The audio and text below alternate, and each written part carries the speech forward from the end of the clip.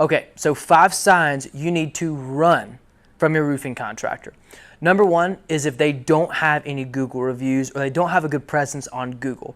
Run away from those guys. They're not established. Number 2 is if they don't sell you what you need. They're only coming out there just to sell you what they think that you need. They're not trying to do what's best for you. They're just trying to sell you stuff you don't need.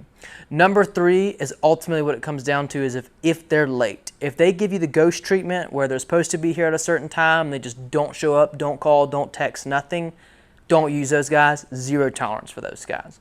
Number 4, what it really comes down to is cash flow. Make sure that those contractors are not asking for money up front. If they are, they don't have a business, they have a job. You need to work with a real business and a real company.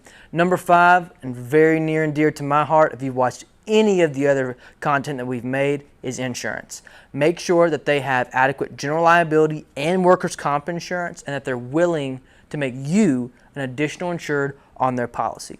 Guys, thank you so much for tuning in. If you have any questions at all, leave us a comment below, reach out to us, give us a call. You know, if we're not inside of your service area, go ahead and give us a call anyway. We know contractors all around the nation that line up with our core values and are going to give you what you deserve, and that's the best. We can help connect you with them. Guys, thank you so much. We'll catch you in the next one.